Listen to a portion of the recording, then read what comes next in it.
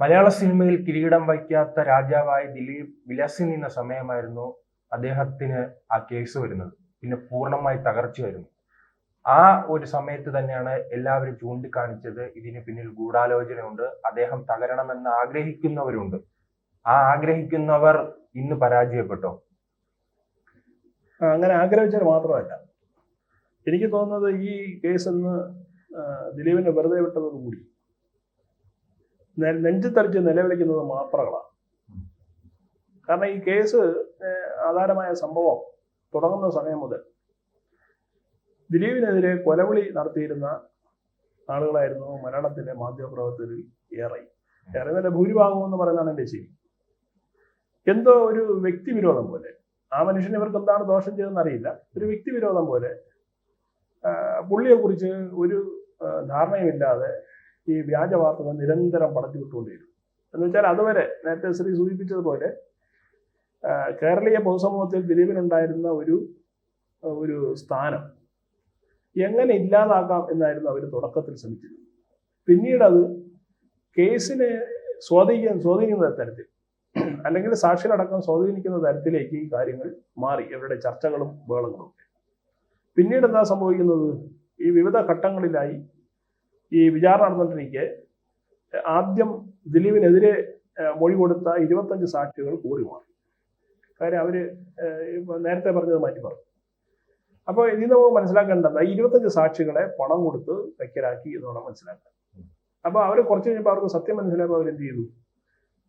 പിന്നെ ദിലീപിന് അനുകൂലമായി അവർ മൊഴി നൽകി എന്നുള്ളതാണ്. അപ്പോൾ ആദ്യഘട്ടത്തിൽ വ്യാജമൊഴി പലയിടത്തും സംഘടിപ്പിച്ചിട്ട് പരമാവധി ദിലീപിനെ കുരുക്കി വലിയ ശിക്ഷ വാങ്ങിച്ചു കൊടുക്കാനുള്ള ശ്രമം അവർ നടത്തി. ഇന്നിപ്പോൾ വിധി വന്നതിന് ശേഷമുള്ള കരച്ചിലൊക്കെ വളരെ രസമാണ്. മാതൃഭൂമിയിലെ മാധുവും അപ്പുറത്ത് മാതൃഭൂമിയിരുന്ന അഭിലാഷും ഒക്കെ ഈ കണ്ണീര് വരുന്നില്ല എന്നുള്ള മാത്രമല്ല, അവർ നിലവിളി കേട്ട് അങ്ങനെയാണ് മനസ്സിലാവും. ഇന്നലെ ആണെങ്കിൽ ഇവരുടെയൊക്കെ ചർച്ച 50 വർഷം പിന്നെ ശിക്ഷിക്കും, 40 വർഷം ശിക്ഷിക്കും, തൂക്കിക്കൊല്ലും എന്നുള്ളത് ഇന്നലെ ചർച്ച. അപ്പോൾ ദിലീപ് 8ാം പ്രതിയാണ്, നമ്മൾ മനസ്സിലാക്കണം. അതിൽ 1 മുതൽ 6 വരെയുള്ള പ്രതികളാണ് ഇന്നിപ്പോൾ ശിക്ഷിച്ചിട്ടുള്ളത്. അപ്പൊ നേരിട്ട് പങ്കെടുത്തവർ അതെ, പങ്കെടുത്തവർ എന്ന തരത്തിലാണ് സംഭവം കൊടുത്തത്. അപ്പോൾ ഇദ്ദേഹത്തിന് ഇതിൽ യാതൊരു പങ്കും ഇല്ല എന്ന് കോടതിക്ക് ബോധ്യം. കോടതി പറഞ്ഞതിലെ മാപ്രകൾ പറയുന്നത് കേട്ടല്ലല്ലോ കോടതി പിന്നെ വിധി പ്രഖ്യാപിക്കുക. കോടതിയുടെ മുമ്പിൽ തെളിവുകൾ വേണം, സാക്ഷികൾ വേണം, അതിന് അനുകൂലമായ സാഹചര്യ തെളിവുകൾ വേണം. ഇതൊക്കെ ഉണ്ടെങ്കിൽ മാത്രമേ കോടതിയിൽ ഒരു കേസ്, പ്രത്യേകിച്ച് ഇതുപോലെ ക്രിമിനൽ കേസ് നിലനിൽക്കത്തുള്ളൂ. അപ്പോൾ ഞങ്ങളുടെ ഇഷ്ടത്തിനനുസരിച്ചിട്ട് കോടതി വിധി ഉണ്ടാവണം എന്ന് ആഗ്രഹിച്ചാൽ അതൊരിക്കലും നടക്കില്ല. അല്ല, ദിലീപിന്റെ ആ കേസുമായി ബന്ധപ്പെട്ട് നാം പരിശോധിച്ച് നോക്കിയാൽ ദിലീപ് വീണതോടുകൂടി തന്നെ എറണാകുളം കേന്ദ്രീകരിച്ച് ചില ടീമുകൾ വളർന്നു വരുന്നുണ്ട്. അതാണ് പലരെയും സംശയത്തിന് കാരണമാക്കുന്നത്. ദിലീപ് ഇത്രയും രീതിയിൽ തകരേണ്ടത് ഈ എറണാകുളത്തെ ചിലരുടെ ആവശ്യമായിരുന്നു. ചിലരുടെ എന്നല്ല, മട്ടാഞ്ചേരി മാഫിയ എന്നുള്ള പേരിൽ അറിയപ്പെടുന്ന ഒരു ഗൂഢസംഘം, അതായത് മലയാള സിനിമയെ കഴിഞ്ഞ കുറച്ചു കാലമായിട്ട് ഒരു 10-12 വർഷമായിട്ട് നിയന്ത്രിക്കുന്ന ഒരു ഗൂഢസംഘമുണ്ട്. അവർക്ക് എല്ലാവിധ സഹായം ചെയ്തു കൊടുക്കുന്നത് ചില മുസ്ലിം മത മൗലിക സംഘടനകളുടെ ആളുകളാണ്, ഫണ്ടടക്കം.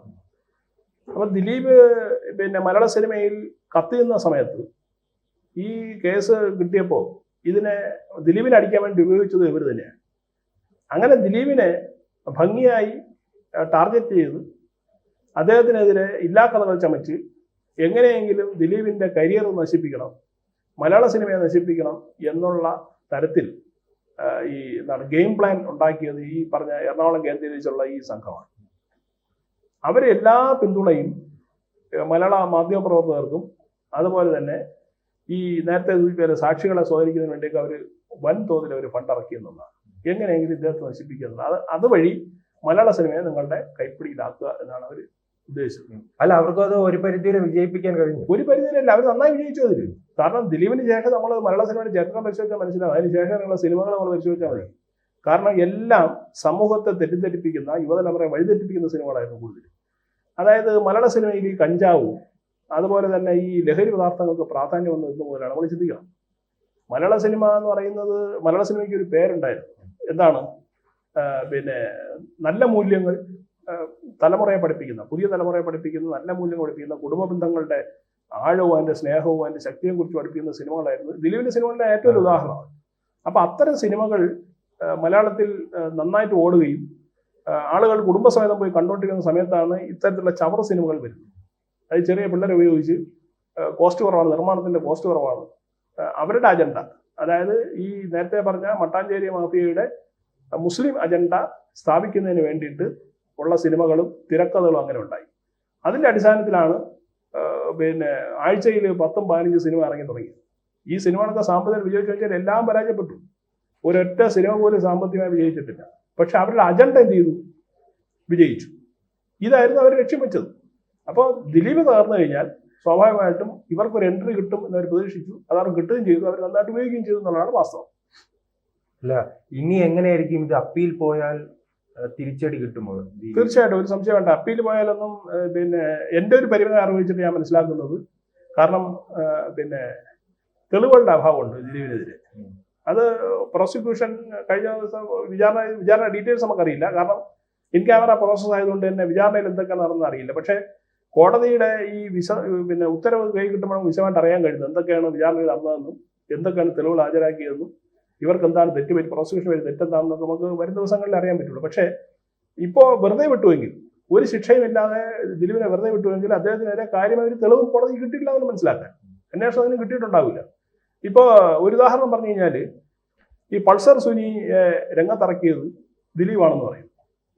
പക്ഷെ ഇവർ തമ്മിലുള്ള ഒരു ഫോൺ കോൾ പോലും പ്രൊഡ്യൂസ് ചെയ്യാൻ അന്വേഷണം കഴിഞ്ഞിട്ടില്ല. ഇപ്പോൾ നമ്മൾ രണ്ടുപേരും തമ്മിൽ സംസാരിക്കുകയാണെന്നുണ്ടെങ്കിൽ നമ്മുടെ ഒരു കോൾ റെക്കോർഡ് വേണ്ടേ, നേരത്തെ സംസാരിച്ചു വരും. അങ്ങനെ ഒരു സാധനം ഇവർക്ക് പ്രൊഡ്യൂസ് ചെയ്യാൻ കഴിഞ്ഞില്ല. 2, ഈ നടിയെ ആക്രമിച്ചു, പീഡിപ്പിച്ചു, ആ ദൃശ്യം ഇയാൾ മൊബൈലിൽ പകർത്തി എന്നാണ് ഇവർ പ്രചരിപ്പിച്ചുകൊണ്ടിരുന്നത്. എങ്കിൽ ആ ഡിവൈസ് എവിടെ? ആ ഡിവൈസ് പ്രൊഡ്യൂസ് ചെയ്യാൻ കഴിഞ്ഞിട്ടില്ല കോടതിയിലും. അപ്പൊ ഈ തെളിവുകളൊന്നുമില്ല. ഈ തെളിവുകളില്ലാതെ ശൂന്യത്തിൽ നിന്നാണ് ഇവർ കഥകൾ, സാങ്കല്പികമായിട്ട് ഓരോ കഥകൾ ഇറക്കി, എന്നെ അങ്ങനെ ചെയ്തു, ഇങ്ങനെ ചെയ്തു, ദിലീപ് അത് ചെയ്തു, ഇത് എന്ന രീതിയിലുള്ള ഒരു നറേറ്റീവ് പൊതുസമൂഹത്തിൽ ഉണ്ടാക്കുകയും വിചാരണയിൽ എന്താണ് നടക്കുന്നത് അറിയാൻ പറ്റാത്തതുകൊണ്ട് സ്വാഭാവികമായിട്ട് ഇതൊക്കെ ആളുകൾ വിശ്വസിക്കുകയും ചെയ്തു. ഇയാളൊരു നരാധവനാണ് എന്ന് ജനം വിധി എഴുതുകയും ചെയ്തു. ഈ ദിലീപ് ഒരു വൃത്തികെട്ടവനാണ് എന്നുള്ള ഒരു... ചേട്ടാ, ഈ ദിലീപിനെ കുറിച്ച് പറയുമ്പോൾ ദിലീപിന്റെ തകർച്ചയോടുകൂടി തന്നെ പൃഥ്വിരാജിനെ പോലുള്ളവർക്ക് കയറി വരാൻ കഴിഞ്ഞിട്ടുണ്ട്. അല്ല, പൃഥ്വിരാജിനെ പ്രൊമോട്ട് ചെയ്യുന്നത് മട്ടാഞ്ചേരി മാഫിയ. പൃഥ്വിരാജ് എന്തുകൊണ്ട് മേലോട്ട് ചോദിച്ചാൽ അദ്ദേഹത്തെ പ്രൊമോട്ട് ചെയ്യുന്നത് മട്ടാഞ്ചേരി മാഫിയാണ്. കാരണം വെച്ചാൽ ഈ ഇവരുടെ നേരത്തെ പറഞ്ഞ ഈ ലോബിയുടെ, എറണാകുളം ലോബിയുടെ എല്ലാ താല്പര്യങ്ങളും വഴങ്ങുന്നതാണ് പൃഥ്വിരാജ്. അദ്ദേഹത്തിന് വേറെ അജണ്ടകളൊന്നുമില്ല. അദ്ദേഹത്തിന് കുറെ സിനിമ ചെയ്യാൻ, കുറെ പൈസ ഉണ്ടാക്കുന്ന അജണ്ട മാത്രമേ ഉള്ളൂ. പക്ഷെ അതിനേക്കാളൊക്കെ ഉപരി ദിലീപിന് ഈ പറഞ്ഞ പോലെ സമൂഹമായിട്ടൊരു പ്രതിനിധിത്വം ഉണ്ടായിരുന്നു. അതുകൊണ്ട് അയാളുടെ സിനിമകൾ ആ തരത്തിൽ വന്നു. ഇപ്പോൾ നമ്മൾ പൃഥ്വിരാജ് ചെയ്ത സിനിമയിലും പിന്നുള്ള സിനിമ കണ്ടാൽ നമുക്ക് മനസ്സിലാവില്ല അതിലേക്ക് എന്താണ് പ്രശ്നമുള്ളത് എന്ന്. അപ്പൊ ഇതൊരു ശുഭസൂചനയാണ്, മലയാള സിനിമയെ സംബന്ധിച്ച് ശുഭസൂചനയാണ്. മാത്രമല്ല, നിയമരംഗത്ത് സത്യമേ വിജയിക്കൂ എന്നുള്ളതിന്റെ ഒരു തെളിവും കൂടിയാണ്. നിങ്ങൾ ഒരാളിനെ എത്രയൊക്കെ വേട്ടയാടാൻ ശ്രമിച്ചാലും മാധ്യമങ്ങൾ ഉപയോഗിച്ചോ അല്ലാതെയോ ദിലീപിനെ എതിർക്കുന്നവർ പറയുന്നത് പൂർണ്ണമായി തന്നെ ഇത് ഭരണത്തിന്റെ സ്വാധീനം കൊണ്ടുള്ള ഒരു വിജയമായാണ് അത് കണക്കാക്കുന്നത്. അല്ല, ഭരണത്തിന്റെ എന്ത് സ്വാധീനമാണ്? പണത്തിന്റെ അല്ല, പണം അങ്ങനെ കോടതിയെ പണം കൊടുത്ത് വാങ്ങാൻ കഴിയും. എന്നാൽ പിന്നെ സാധാരണക്കാർക്ക് നീതി കിട്ടില്ലല്ലോ കോടതിയിൽ.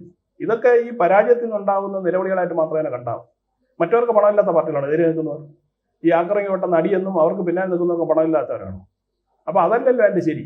ഞാൻ കേസ് തോൽക്കുമ്പോൾ അത് പണത്തിന്റെ പ്രഭാവം, ഞാൻ ജയിച്ചു കഴിഞ്ഞാൽ അത് നീതി നടപ്പാക്കി എന്ന് പറയുന്നത് ഇരട്ടത്താപ്പാണ്. ഇത് കേരളത്തിലെ പൊതുസമൂഹം തിരിച്ചറിയും.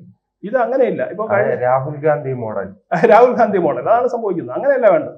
നിങ്ങൾ ഒരു കേസുമായിട്ട് കോടതിയിൽ പോയി, വിചാരണ നടന്നു, കോടതി വിധി പ്രഖ്യാപിച്ചു, ആ വിധിയെ നിങ്ങൾ അംഗീകരിക്കുക.